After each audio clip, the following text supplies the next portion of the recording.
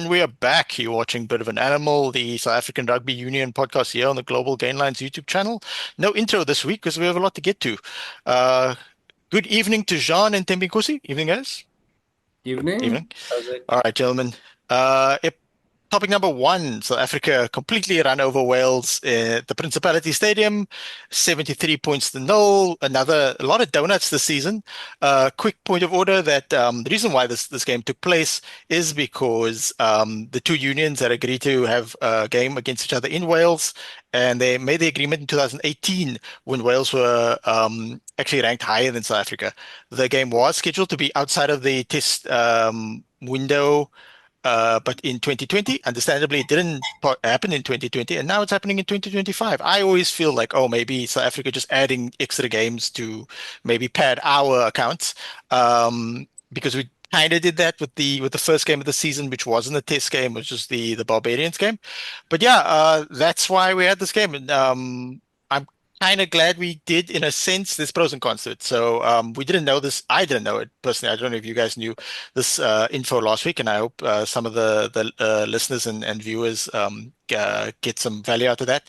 But yeah, the value I got out of the game was seeing so many players who I wanted to see either get starts or play a little more for the Springboks, namely Jan Grobler, Morne van der Berg, Kenan Moody, Ethan Hooker. I know Caden Mooney did play quite a bit, but he is quite young. There's Zachary Porthen and Asnabi Klapakanye. But also from a Sharks perspective, it was nice to see Bonke and Benabi get some game time leading back into the URC. And obviously Ben Jason Dixon from the Stormers. So yeah, the overall enthusiasm for this game has waned somewhat because of what happened at the end. So, but your brief thoughts about the game itself, Sean? Yeah, I think there's some things Wales got really right. Um, even though a Springbok C team was facing a Wales E team for all intents and purposes. I think the guys on the field got some things right. One of them was they went in for a lot of low like we call knee cutter tackles, where they simply target the knees, they wrap them up, and there's nothing you can really do to get out of that. And Wales really had good execution on those tackles. There's a thing called the Fijian shrug, and Lucanio was really good with it, where if the guy doesn't bind tight around the legs, you could sort of pull your legs in and hop out of it. But Wales were really good in that they were committed to their tackles and they were good on their technique. But at the end of the day, even if you are even if you get yourself up to the necessary mental level and everything, you're being outclassed by a national union that is fully committed, whereas Wales's national union being fully committed at this point is something which can be discussed and analyzed at length.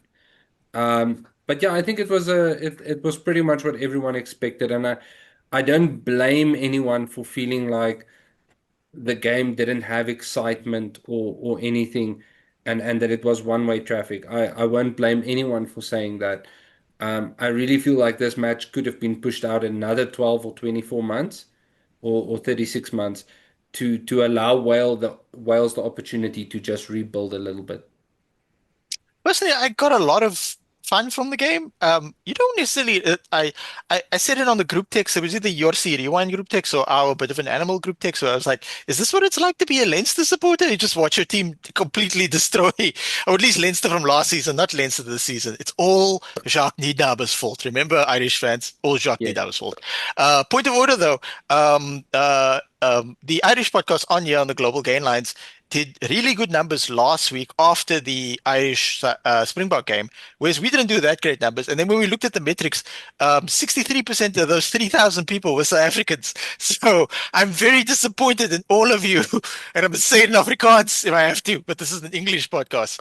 But back to the Welsh game, it's a 74,500 seater stadium, and they got 50,000 people in the stadium. So, in that respect, the people I know who attended both in the stands and the media box, they said they enjoyed it.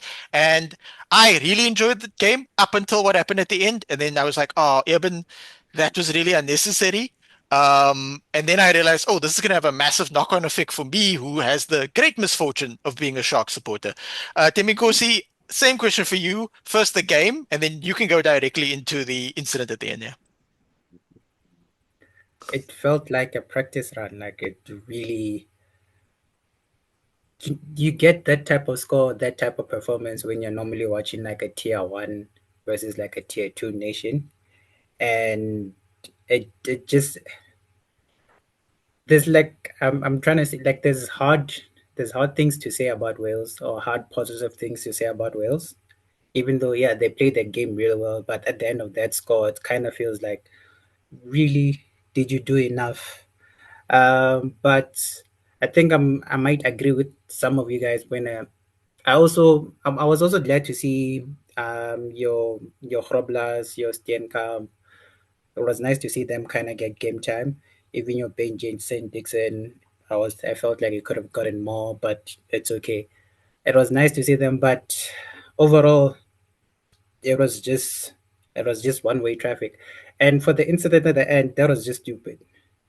I understand it's a physical game. We need to shove each other now. We need to exert our physical dominance on and off the field. Like you just need to persuade them with your physicality. I thought that was where he was going, but how it ended up, definitely a red card. Yeah, such a great season. Yes, we lost to New Zealand in New Zealand. We lost to Australia at Ellis Park, but we had so many positives. It doesn't spoil the whole season, but it just that's not the way you want to end things, as it were. Jean, you've had a chance to look at the report from the sighting as well. So your thoughts on the incident itself and what's come out of it these last few days.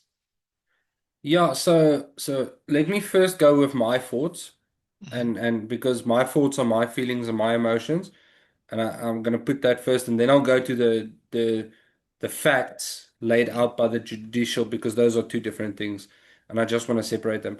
I feel that what Eben did, and it wouldn't surprise me, um, and I'll elaborate that on that in a second, but it wouldn't surprise me if he feels the same way, was wrong, right? So we know that while rugby is an intensely physical sport and it is akin to physical combat, there's certain things we don't do. We don't roll onto players' knees. We don't gouge the eyes. We don't grab any gender organs or pull hair or anything like that, because those are things that are very difficult to defend against, number one. And number two, you're grabbing something or you're targeting a player in their weakest area. It's not like you're competing in the air where a player is strong, or you're competing on the ruck or competing in the scrum where it's a level contest. So I really do think that I didn't for a second think that the red card was wrong. Um, that being said, I do feel that the unfortunately, because of what Eben did, the fact that the scuffle was started by, and I'm speaking here without having gone back to that moment in the game, was started about something else, gets ignored because one person overreacted. And that's the nature of life, right? We all know if we're in out in society and a guy is talking things in my ear and winding me up, and I turn around and I punch him, I'm the one who gets arrested, right? And that's sort of the same on the rugby field. It's the same standard in life. So, you need to you need to watch yourself in terms of how you react. But that being my feelings, to look at what the report says, Eben did actually admit that he made contact with the player's eye. He wasn't like, oh, it didn't happen. He admitted it, and I think that speaks to his character to say, listen, you know what, this did happen, even though I didn't intend for it to happen. According to his statement and testimony, his hand started on the player's shoulder, slid up into the face, and he acknowledges there, according to what we have here from the disciplinary committees, even in the match, when he went off the field, he said that I have made contact with the player's eye, Like he didn't hide that fact, right? Now, there was a request by his advocate to clarify which of the three different eye gouge charges he was being charged with. Because there's intentional, there's reckless, and I believe there's a third one as well. So they were asking the lawyer's point of contention was not whether or not he did it, it's that I can't advise Eben on the correct form of defense because I don't know the correct charge. And I believe his testimony and his statement was that I did make contact with his eye. It was reckless but not intentional. How the disciplinary committee saw it in the end was that they saw it as intentional but not severe or reckless because there was no injury to the player's eye. He was able to continue playing at the end of the day. And I know they had the in post match on the field. There was some words exchanged, something about see you next Tuesday or along those lines. I don't want to say it yet because just now producer Lee pops into my mailbox with an email about values. But even here in the disciplinary committee hearing, you can see that Mann acknowledges that Eben did come to him at the post-match function and did apologize again for making contact with his eye. So I think all in all, while a lot of people will feel that more was justified, and there's people who will feel that less is justified, at the end of the day, are we unhappy with Eben or are we unhappy with the inconsistencies in the disciplinary process where we see other players taking intentional actions and getting away with less? And now we see a player doing something reckless but not intentionally getting punished for more. And I think that is something where we might have to speak to, we as the rugby loving community might need to speak to World Rugby and say, can we get more consistency? I think it's a lot to unpack here because I've been watching Eben Etzebeth since he broke through at the Stormers. I remember actually going to a family function and speaking to my cousins, and they were saying like, "Hey, did you see this Etzebeth guy?" And I was like, "Yeah, he's playing really well." And I don't even support the Stormers, and he was a bit of a hothead. I thought that at this stage of his life, in terms of his age and in terms of like his maturity, I mean, I believe he's got the most, or I think it's the most cap Springbok, or up there with the most Yes. of that type of thing, and I thought that he had put this behind him. In the rugby, there's a principle that even me, who only like played at primary school level, is there's an understanding that if you retaliate, you're probably going to get be the one that gets punished because the ref can't see everything, and even with the TMO and other stuff. So that having been said, obviously very disappointed in him, and then it dawned on me like the Sharks are trying to salvage their season. We have a slim chance of getting into the URC playoffs. I mean, the 6 games now, we've only won one, we drew one, we lost four.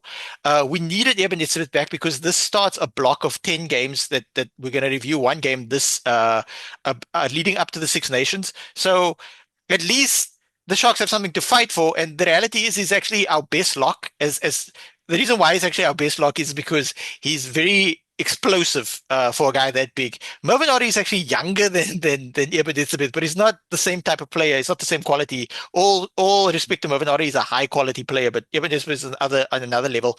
And then we see what that's okay. Eben Etzebeth I don't actually mind him getting 12 weeks. I don't think it should be more or less. I'm completely okay with it. Yes, it's going to mean that's like my opinion. Yes, it's going to mean it's going to go all the way into the Six Nations, and we'll probably, as a Sharks franchise, only be able to select Eben Etzebeth after the Six Nations. And generally, the Springboks get some sort of time off in the Six Nations. But okay, Eben gets 12. He deserves it. Alex Mann gets nothing. There's like video of him scraping the face. Like if Alex Mann got two, I'd be okay with it. All right. Similar to Jan Hendrik Wessels gets 10 and then 9 and then 8. I think it's at 8 now for what Josh Murphy says, hand on heart. But there's no video evidence to it. But Josh Murphy gets nothing for like punching me in the face. At the very least, I wanted Josh Murphy to get, yes, a red card in the game, but also, hey, you just got up and punched somebody in the face. You could have just told the ref what happened. Um, you get two weeks suspension as well. Something that would have made me feel better. I thought Jan Hendrik Wessel's suspension was very long for something there's no video evidence. I think that Eben Etzebeth's suspension is completely fine for something that there is very clear video evidence. And then also there's the aspect of like at a certain stage but of course we've all lost our temper at certain times of our lives.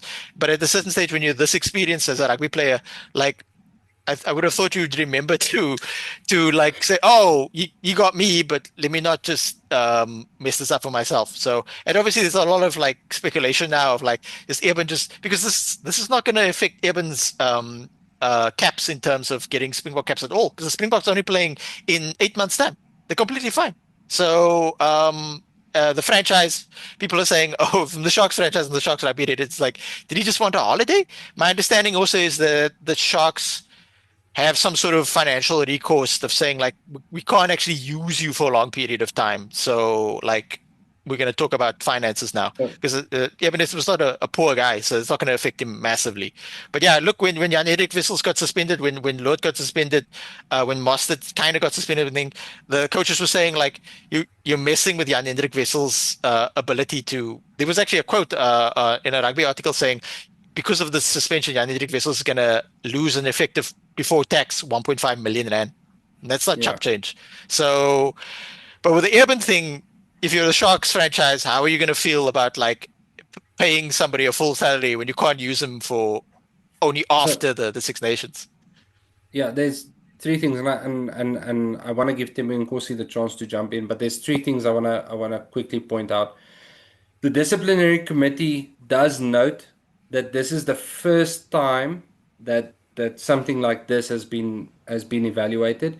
Mm, So comparing this to the Skalkberger eye gouge, they find that mm, there's clear differences mm, where with Skalkberger it's seen as clearly intentional, right? mm, Like it was there with the intent to injure, and obviously the player did suffer damage to his eye in that case. mm, Um, and then the other thing is for all the speak of how much Eben is an enforcer and mm. is considered the modern version of Bucky's Botha with the cleaned up game and the good discipline. Yeah, and good Um, line out work as well because Bucky's didn't have great line out work. Yeah. yeah. This is his first red. Mm. This is his first red ever, For right? for like not just the Springboks but ever. Yeah, in a Ever. while. In over 250 matches between club and country, this is his first full red. He's had plenty of yellows, right? Yeah. But he's never had a red. This is his first full red where he's gone off and it's so understand that when the disciplinary committee mentions good record and good discipline, it's not Mm. the same as Owen Farrell's good record and good discipline that gets his reckless shoulder charges. Yeah. Let's call it what it is. Reckless shoulder charges downgraded to late tackles or non-wrapping. It's not the same. Because he promised because Owen Farrell promised to go to tackle school again. How many times is he getting a PhD in tackle school? He's he's presenting tackle school at this stage. But anyway, moving on. The last thing is, and I think this is, as you mentioned, the most incredible thing about Ibn Etzebeth is not that he's hard, is not that he's a physically massive human being. It's that for his size and his strength, is that he's so athletic. How many other number four locks can keep keep their scrum balanced, right? Um, pushing behind the prop and keeping the scrum going forward, yet also be athletic enough to commit to charge downs successfully multiple times, and also be smart enough to read when the nine has taken the ball out of the ruck and then grab the ball and run. I mean, he scored for the Sharks. He scored, I think he once did it for the Springboks, and then the try got recalled because of another reason. But understand, Eben Etzebeth in the speak of GOATs, greatest rugby players ever. Eben Etzebeth is not an outsider. He's not a long shot. He's there with purpose and intent because he plays with purpose and intent. So yeah, I think that in essence, every I don't think anyone can be unhappy with the length of the ban. There might, like I said, people will want more, people will want less, depending on Mm. whether you're Welsh, South African, German, Irish, or an Englishman. Um, but at the end of the day, having read the committee's report, you agree with all of it. You agree with what they're saying. So, and just on a side note, I don't think the Sharks can touch his salary, but I do know this is not confirmed. It's just an article I saw literally 2 minutes before I came and sat down, is that he's been deregistered from the Champions Cup team for the Sharks. Mm. So if the Sharks should win the Champions Cup, which is in the same category as me getting a date with Ana de Armas or some other Hollywood A-lister. Does your wife watch this podcast? My wife's over there. She knows. Then um, he won't get any of the prize money, and Yeah. he won't enjoy the benefits of having played in the Champions Cup. So he's fully a URC player Mm. for the rest of the season. Yeah. I think there's a chance, a slim chance the Sharks might make it to out the group. But it's more likely we'll either uh, finish so low that we don't even make it into the Challenge Cup. But yeah, we'll see. Temikosi, we'll round off with you before we move on to the URC review of the games. Your overall thoughts on like these 15 games that in the Springbok season we've seen, starting with the Barbarians, all the way to Wales and the Principality. I think in terms of grade, it has to be like, if not close to perfect. I mean, we lost two matches, Australia and New Zealand. At the same time, we kind of also set three records in the same season. So overall, I think it has to be like, uh, I feel like it would have been better if we won Eden Park. I think Eden Park was like kind of like for me, like the decide I had. We won Eden Park, I would have said we had a great season. But otherwise, I feel like it's close to perfect. Yeah, I think the amount of players we've blooded as well. Brought into the system, gave a bit more time, that type of thing, and the development of Sash Feinberg and Ngomazulu. Yes, he's a very sort of talented player, but we've also got to keep an eye on him in terms of like how he grows as a human being as well. We don't want to.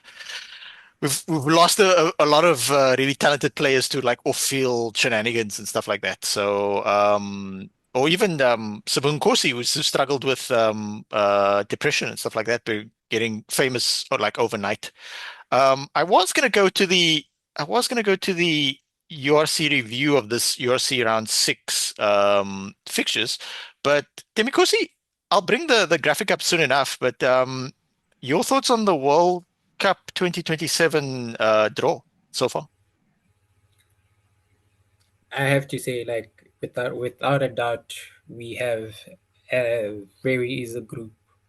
Now beyond that, seems like it might, considering that we probably are gonna win our group, it seems like we have a more difficult route to the final Hmm. than most people. But in terms of group wise, I feel like we can field like the team that played against Wales. All three of those, actually, the first four matches, we don't even need to like actually take a strong team, and we're probably gonna be fine. The one thing I'm concerned about is it's Group A. Group A is gonna be interesting to me because it really Hmm. depends on who wants to face the Springboks at the quarterfinals. So if New Zealand want to take the easy road, they could lose their first match against Australia. They find themselves on that other side and they'll have to just deal with England. But in terms for everyone else, I think we have a difficult route and England have the best route to the World Cup final. Jean, your permutations on this? I personally think that I'm really glad some of the new structure allows some of the smaller rugby unions to get a chance to come to a World Cup. And I'm quite excited, actually. Yeah, no, definitely. I think first of all, there's gonna be I mean, we all live for the excitement and the gut punches of top tier test rugby. And I think the previous World Cup blessed us with two of the greatest matches of all time in firstly being the Springboks versus France, and then secondly at a slightly more sedentary pace being Ireland versus New Zealand. Mhm. And those matches are absolutely thrilling and fantastic because of the what is tied to them.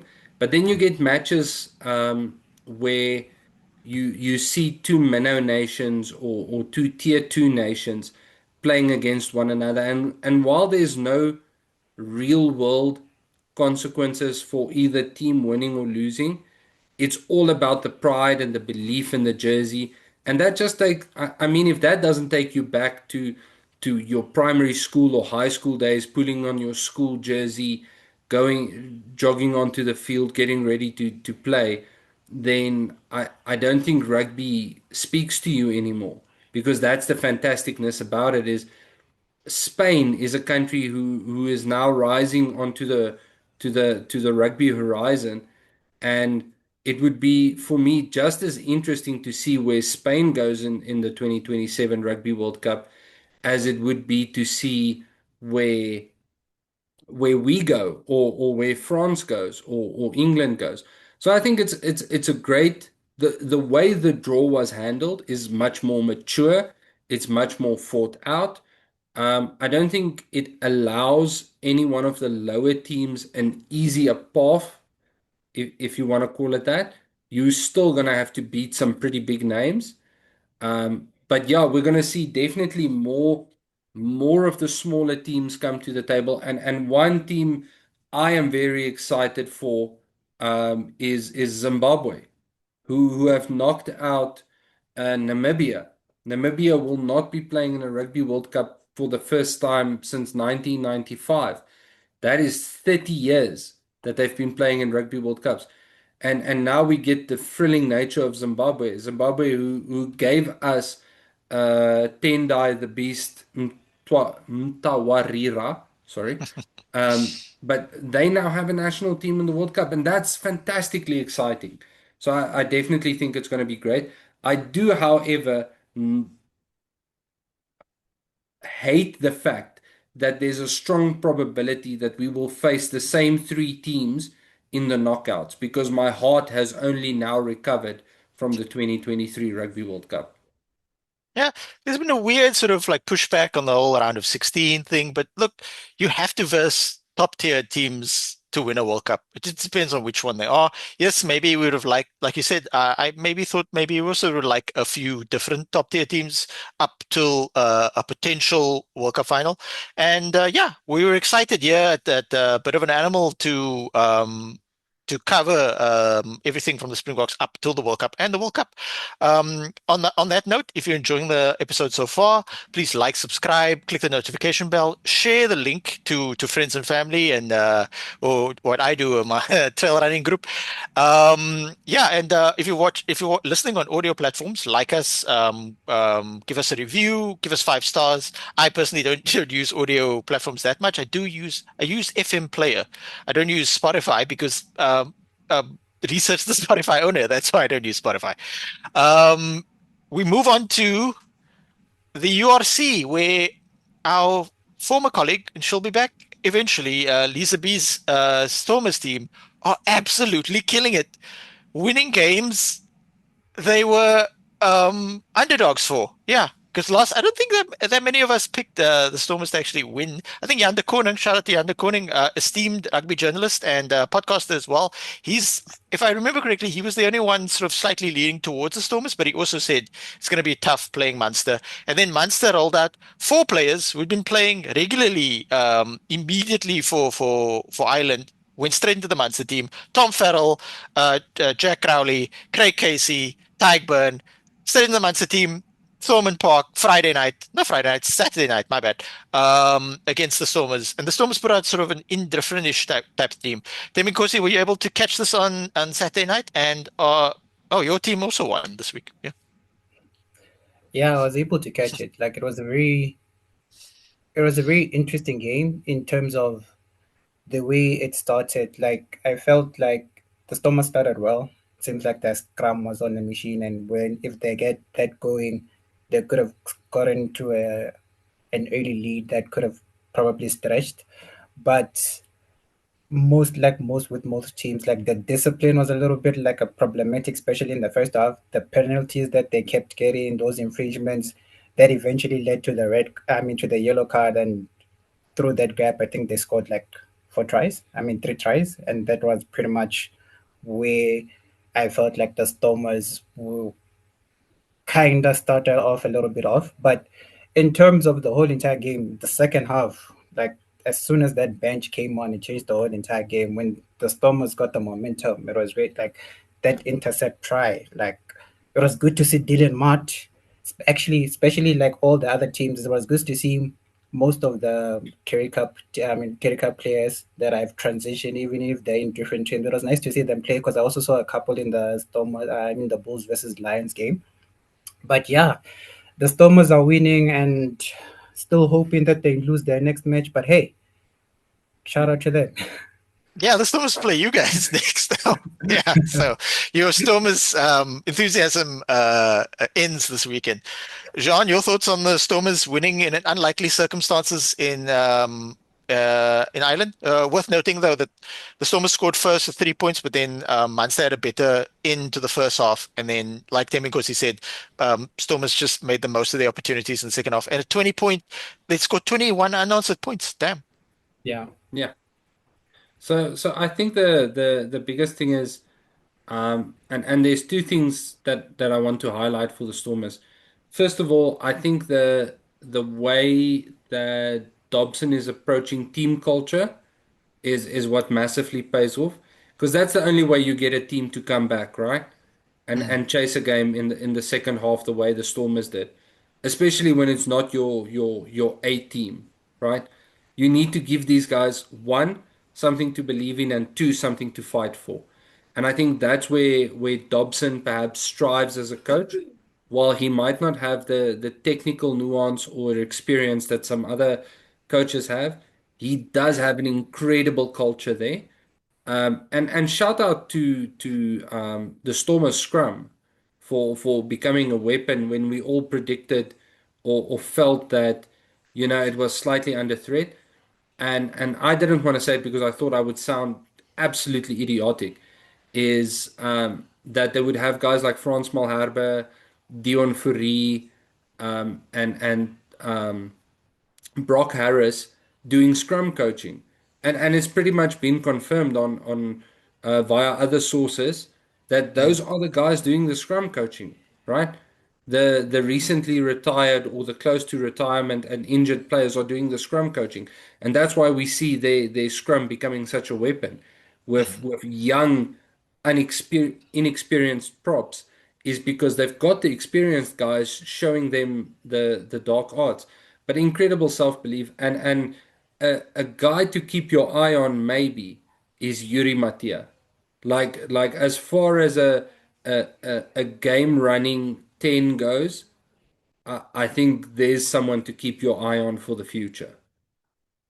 Yeah, if we look at their front row depth, Alex Vermaak, veteran, 39 now, was on the cusp of maybe getting a Springbok cap here and there, but unfortunately COVID hit.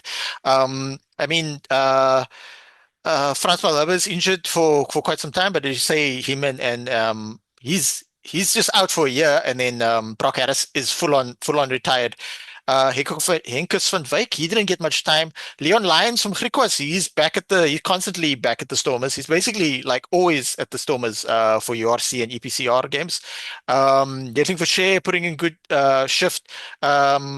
Nchunu recently left the Sharks and signed up with the Stormers. He'll be playing this week in the Champions Cup.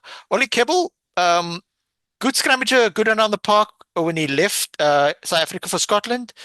Got a bit exposed a little in Scotland for scrummaging, and they had one season in France. I don't know how he did there, but was pretty solid this weekend.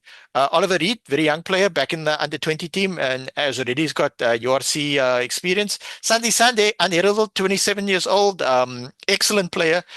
Same with Vernon Matongo, 23 years old, lot of ability there.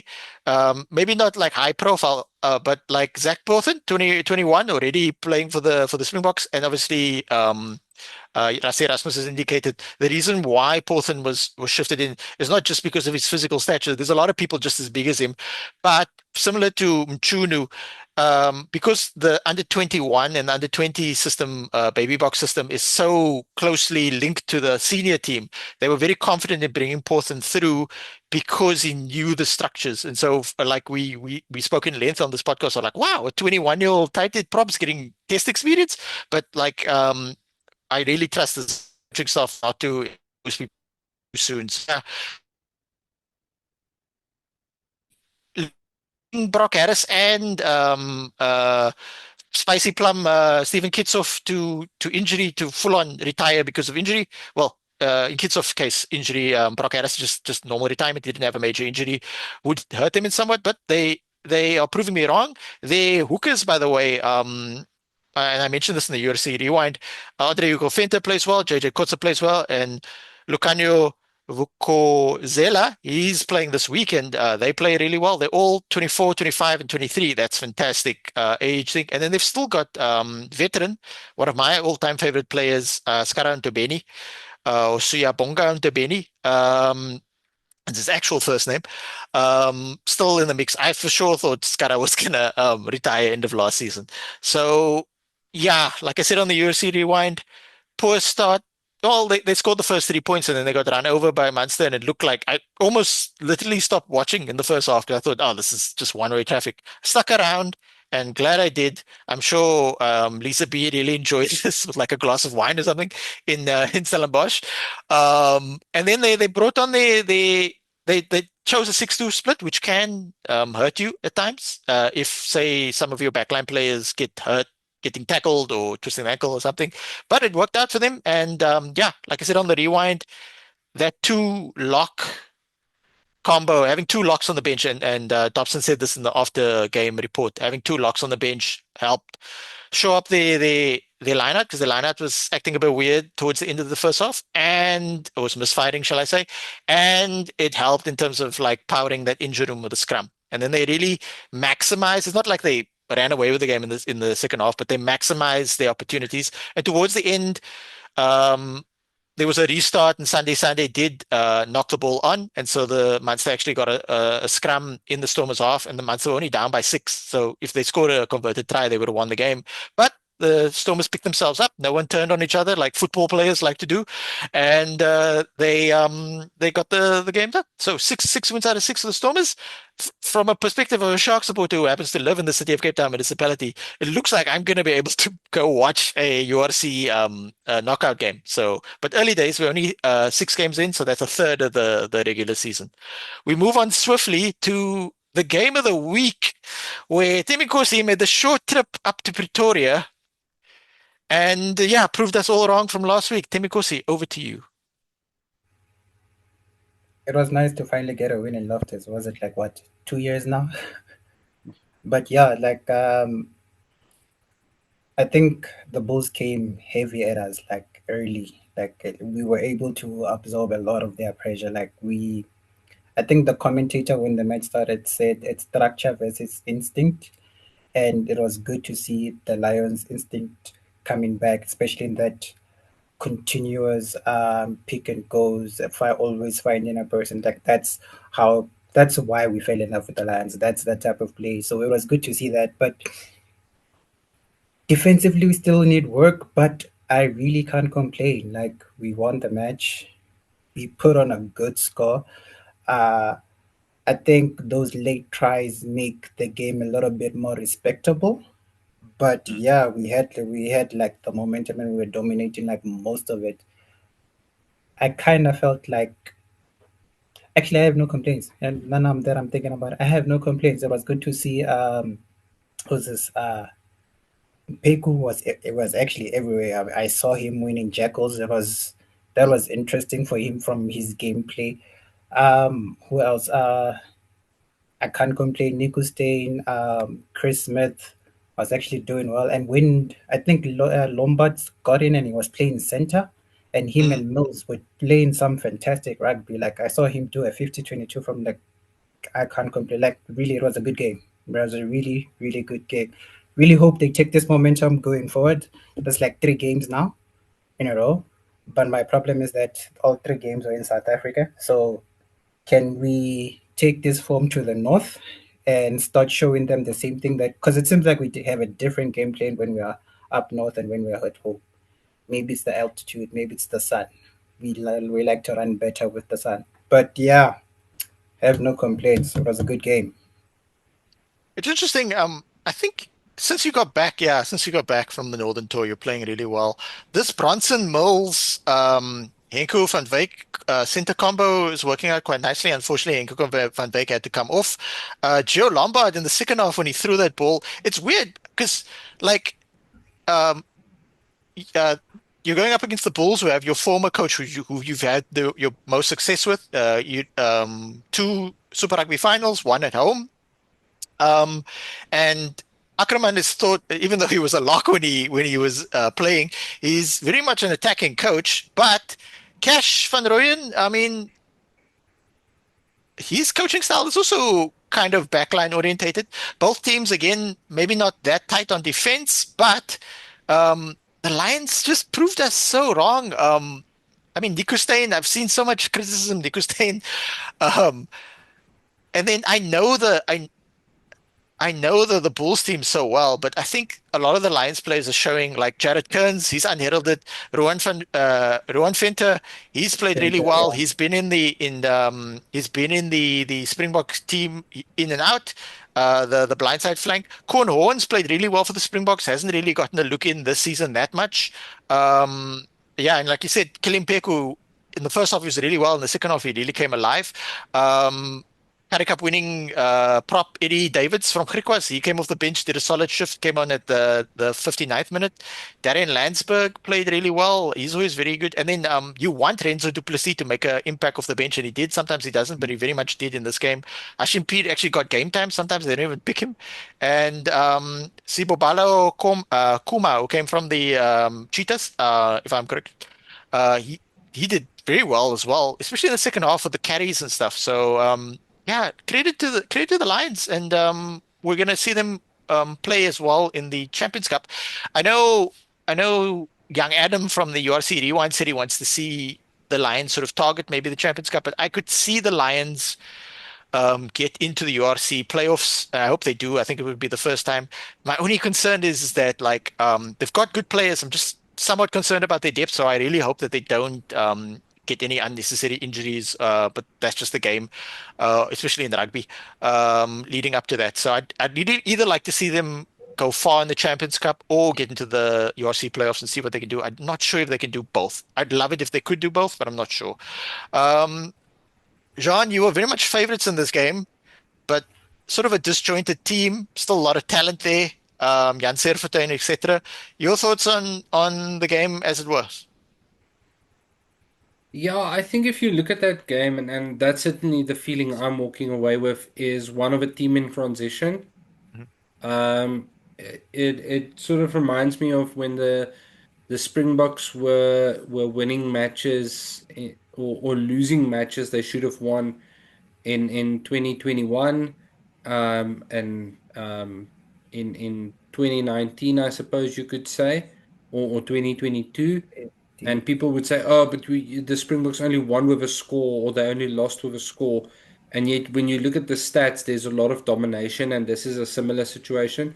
And I think the key difference between the two teams is the Lions have an established identity and culture, whereas that's not the case for the Bulls right now.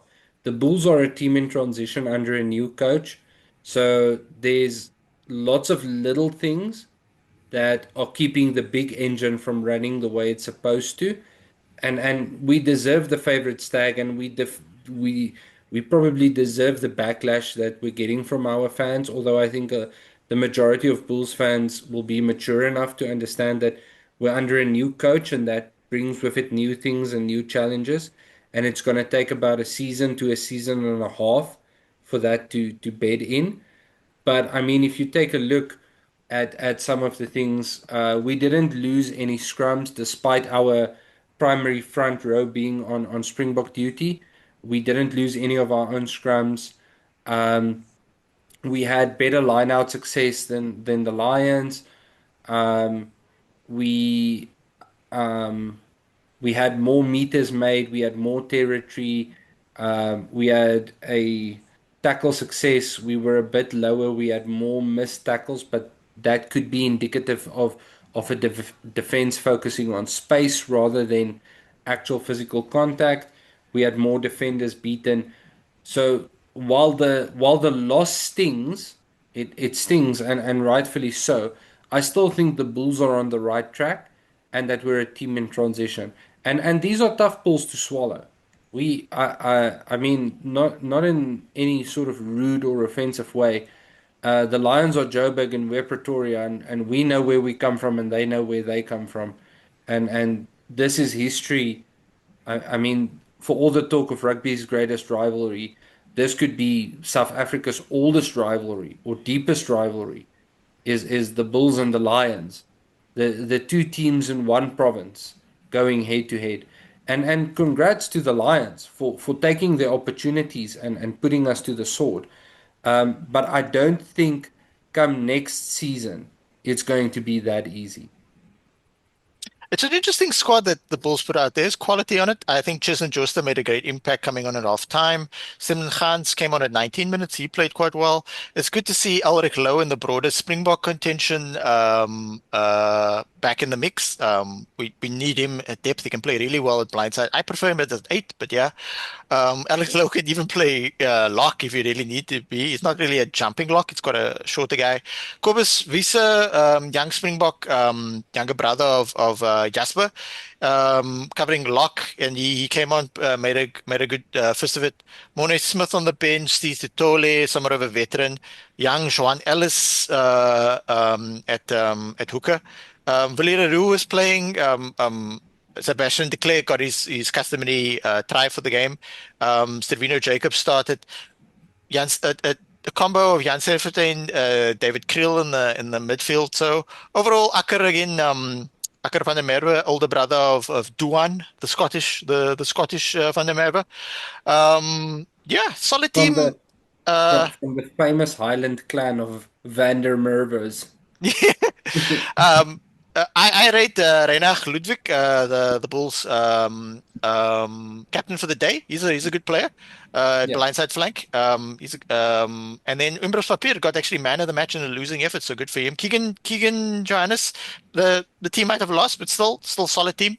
So yeah, Bulls are just gonna have to pick themselves up again. Speaking of picking yourself up, the Sharks played Connacht, and I watched the game twice, once live and on Monday for my sins. Or it Can was we offer yesterday. you some Sorry, yesterday. support? Yeah. Can we offer Can you you can counseling? you can you send me some decent players? Where do we need? So where do you start? But I already did though. Like I sent you, Yeah, I what do you gave say? you Yeah. Van der Merwe, I gave you the Yeah, I gave you the Tutuka brothers, the Hendricks yeah. brothers. But we gave you Eh, Edwin Cater, it's not a and he fair scored this exchange. weekend. It's not a fair exchange. Yeah. It's not a Yeah. fair exchange.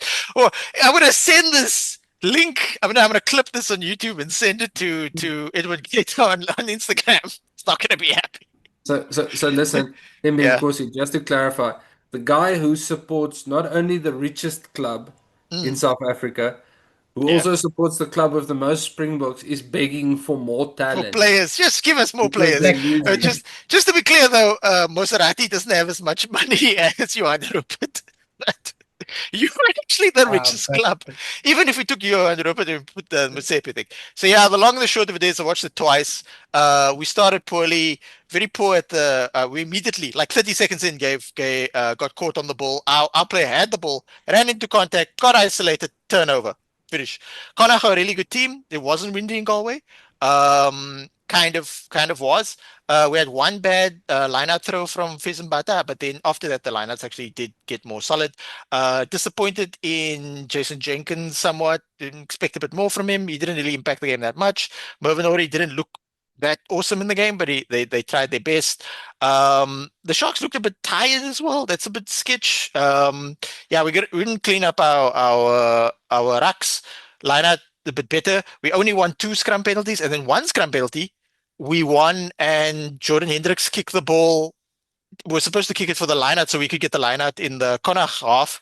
But instead, he kicked it to the opposition, so he didn't find touch.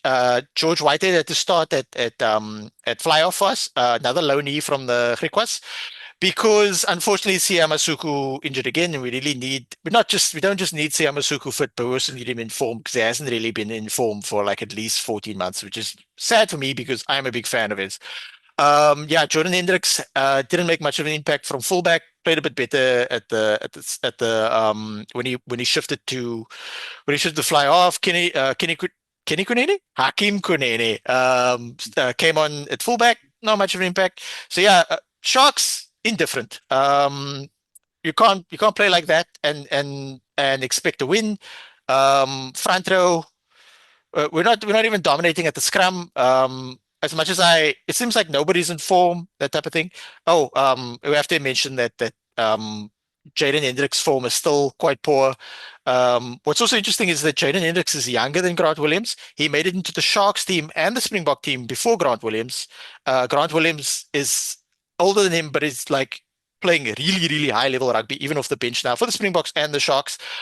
So Grant Williams is by far our best scrum half, to the point that I have no beef with Jaden Hendricks personally, but in terms of playing style and his poor form, I think that we gotta drop him for Ross Brodier, because if we can start Grant Williams, and have Ross Brodier make an impact of the bench, because we've given him so many chances. Yes, Jaden Hendricks can also cover fly off if you need to, and if you're gonna do like a 6-2 split, that might help.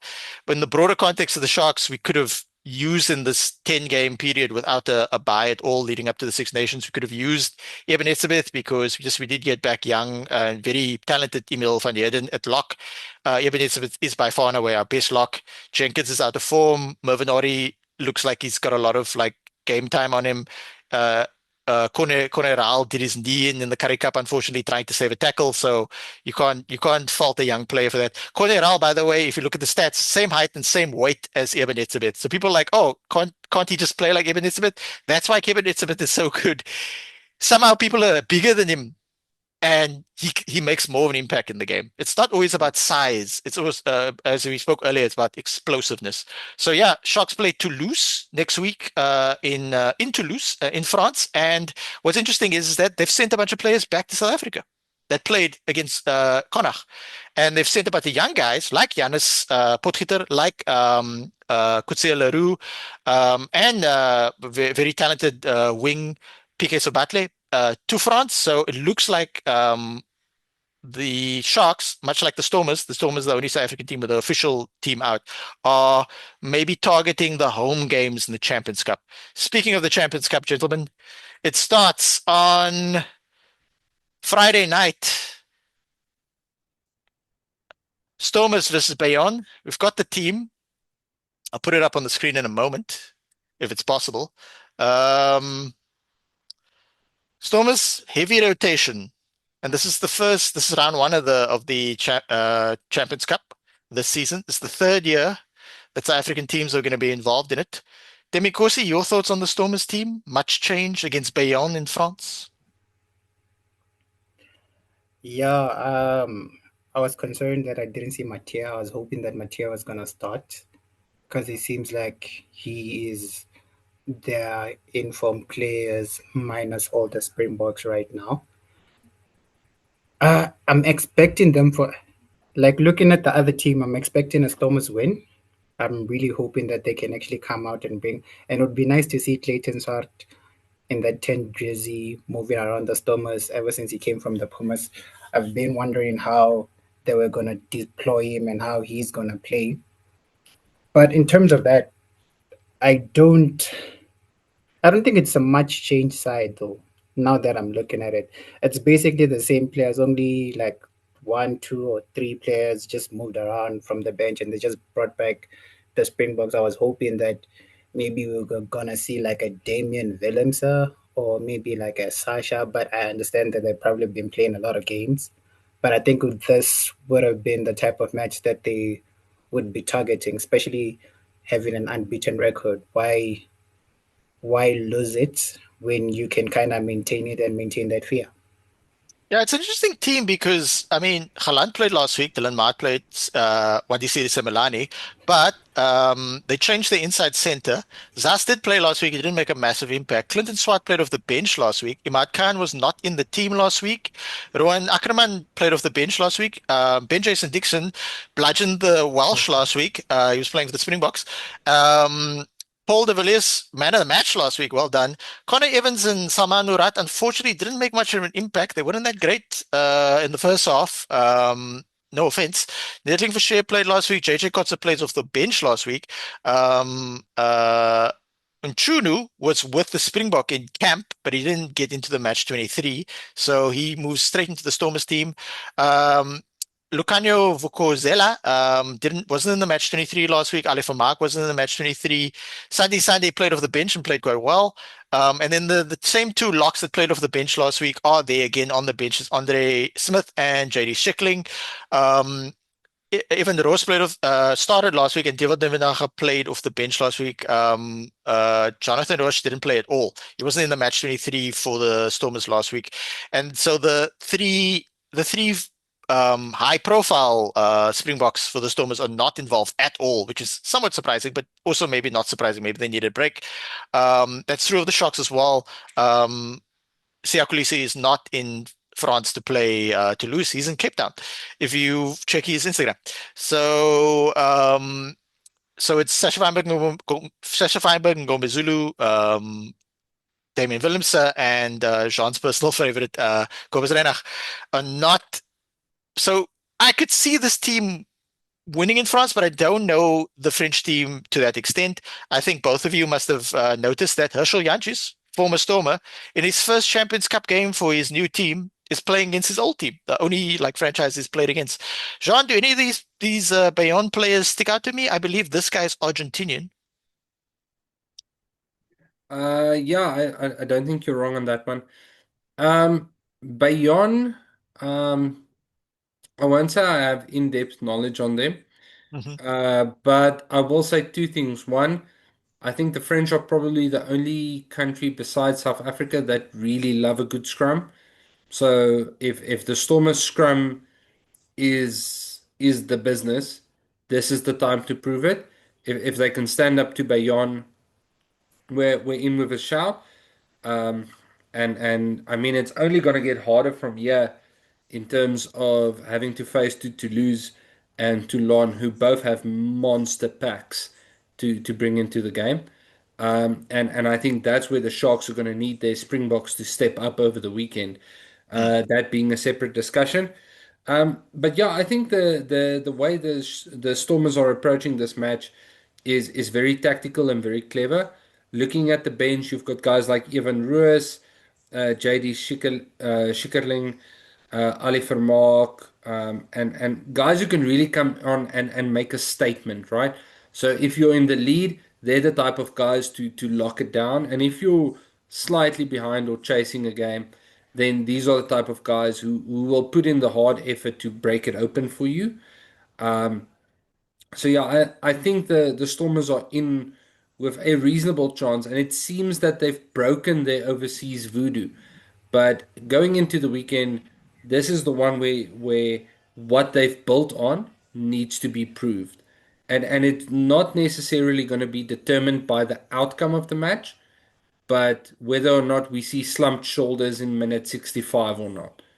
Uh, you know, like Rossi said in Chasing the Sun too, if you were in touching distance of a victory, you don't want to see your players walking into a line out with their shoulders slumped, low energy. You want to see chest out, you want to see head forward, you want to see confidence.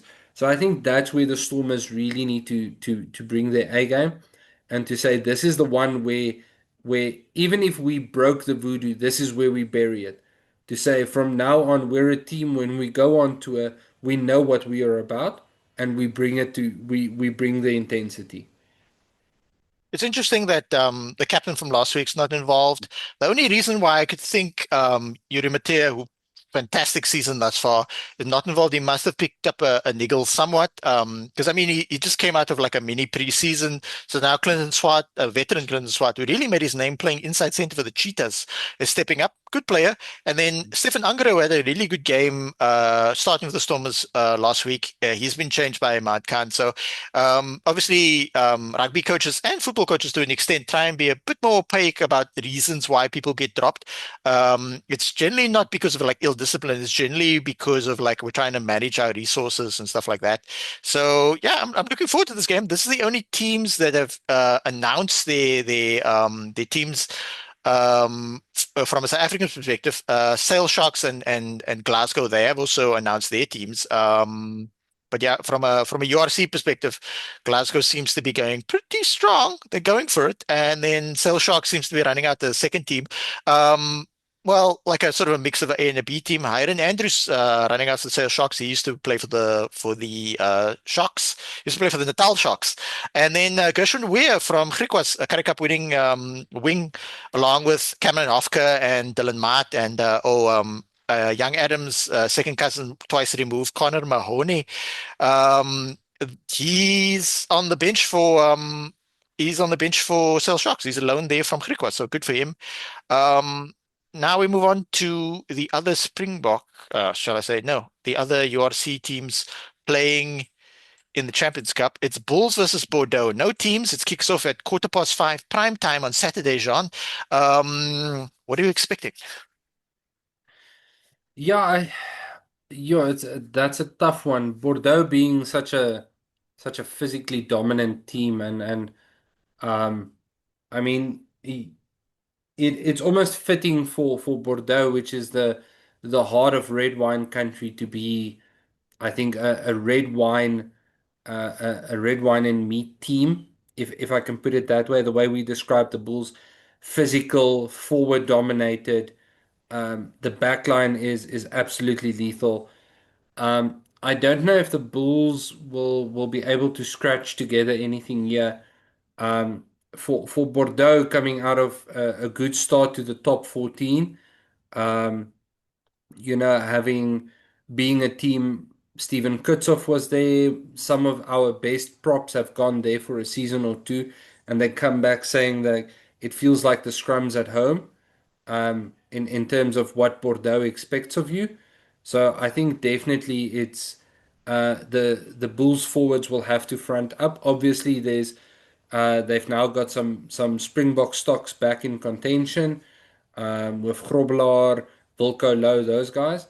So I think this is going to be a match to watch, and if it goes the right way, it will be exciting, no matter the result. I really do think it will be exciting, and I know a lot of South Africans out there don't understand necessarily the Champions Cup and the EPCR or the significance it has, but im imagine if imagine if Super Rugby consisted only between the best two teams from South Africa, Australia, and New Zealand. That would be the Super Rugby version of the Champions Cup, and this is now the same, and it's probably one of the most prestigious rugby competitions in the world, and I think that South African teams will be able. We discussed this in our very first podcast. We discussed what it would take for a South African team to possibly go all the way. I think the Bulls have what it takes. Whether or not it will result that way is what will happen on Saturday. I think South African teams will have a better chance if we sort of clean up the schedule as well. There's also a debate going on. I don't know how you guys feel about it, having sort of a universal, similar to football, having a universal sort of calendar. But the other thing is also like mm, maybe the Southern Hemisphere idea on rugby is works a bit better of like one competition at a time. This whole thing of like couple of URC games and then six URC games and then two Champions Cup games and then two more URC games and then two more Champions Cup games can be a little disjointed. I like it in terms of like you see some different stuff, but I would actually be an advocate for like URC. Champions Cup / Challenge Cup, and then internationals. And if we can get to that point, it'd be great. But obviously, there's a lot of ups and downs as it relates to that. A lot of permutations. Jean, any sort of insight into who the Bulls might pick this week? Yeah, Who's I injured and don't what? think I don't think anyone would be surprised if Andre Pollard gets his first jog out since 2019 for the Bulls. Mm, Um, it wouldn't actually surprise me at all if the Bulls go with a conservative scrum penalty. I mean, you've got Wilco Louw, Johan Grobler. Um, I would certainly keep that as a way of keeping the scoreboard pressure going, should you find yourself up, or at least a constant way of getting points on the board. Is deploy your scrum weapon and have Andre Pollard just knock them over. Um, if Pollard and Willie Leroux plays, then we could see something exciting. I mean, we've had this combination in the Springboks for how long? Especially if Willie Leroux is on form, and from what we've seen this season, I don't have reason to doubt him. Um, Not in the blue jersey anyway. But I do think we might see a 29-ish Springbok team approach. Uh, Very contestable kicking game, very much based on if we're not going forward, we're going to push you back via kicks, relying on our physicality and Andre Pollard's boot. Um, Definitely Villiers at 15. Imbros Papier coming off a good match. Maybe perhaps have him again around the scrums, being able to snipe, drawing in an extra defender before you pass to the likes of Creel um, or Hans. So yeah, I think there's you can argue which way, and we'll have to wait for the team list. But I definitely wouldn't be surprised if Lou, Grobler, Pollard, Papier, Leroux all make the sheet. I definitely wouldn't be surprised at that. yeah, we're recording this on Thursday, the 4th of December, 2025. The game's at Saturday, 5:15 at Loftus Versfeld, so it's a South African home game, Bulls versus Bordeaux. Um, yeah, I think the Bulls are going to try and draft in as many good players That as they can that actually immediately. that actually might also count in the Bulls' difference Mhm. because I'm not too sure, but I don't think Bordeaux sits that high above sea level. Mm. Yeah, they are the defending champions, but then they got a very good team. We don't know who they've brought over either. I haven't seen any speculation as to that. I don't have time Uh, they to closely. they sent Tembikosi? a really strong side. Oh, you've From seen what the traveling squad? from what I'm hearing, they sent Oh, a okay, pretty strong side. But okay. my So, understanding, I still feel like the Bulls are the favorites, mm, considering that if they can win up front hmm and shut down your jelly bears and penos, mm, and because I'm pretty sure that if they are coming, Mm. that's the team that's going to play. If and they Louis shut down Bielbiere. or uh, I think that's going to be the problem. That's why I'm not sure Leroux at the back Mm. is the best choice because that boy is just going to run circles around him. So, Yeah. The but other yeah, aspect they should be is favorites.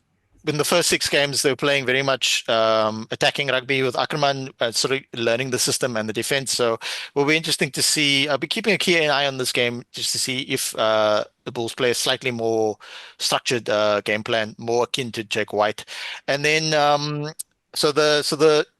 the Stormers game is Friday night at 10 o'clock South African time. The Bulls game is 5:15 in the PM prime time. And then the Sharks losing to Toulouse in Toulouse will be on Sunday at 5:15.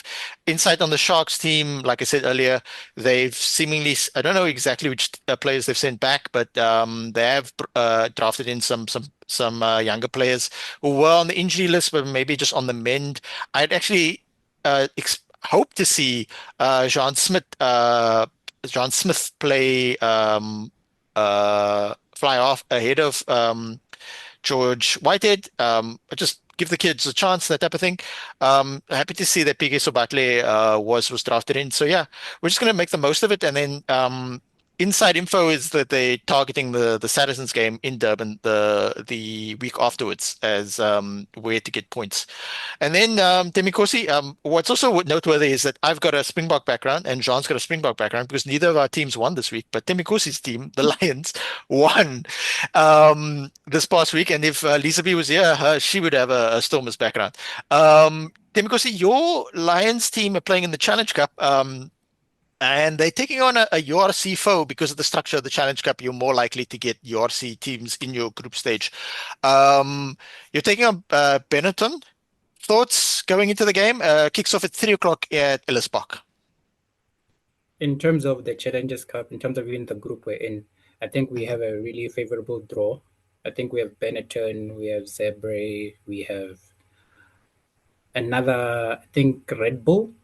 So in terms of, I'm not sure if can we host semi, I mean quarter, I mean playoff games up until like Yeah, the semifinal now. Yeah, you if can we now, have yeah. that, Okay. I think if we have that, we should have a good campaign since the favorable draw. I don't think we will. Well, it could happen, but I don't think we're going to lose to Benetton at home, Mhm. especially after how we played this week. But like you mentioned earlier, the Lions really depend on they're like that one team that only has like a starting lineup, and once someone from that starting lineup goes down, the two replacements that need to move up are just not the same. So if we can keep our players, and I feel like we should do really, really well. And yeah, I think Benetton's going. I want to say an easy win, but you never know these days. I would figure you guys are going to win. You're in good form. Um, the guys in more of your B team, they're not untalented, but maybe they just lack a bit of experience and a little seasoning. And then in a couple of years' time, they'll be pretty good as well. Um, yeah, but your first team seems to be clicking, and you got pretty much your first. Oh, you're going to get Asnapic Abakane back and Krapis, as they call him. I already found out last week that that was his nickname, Omone van der Berg.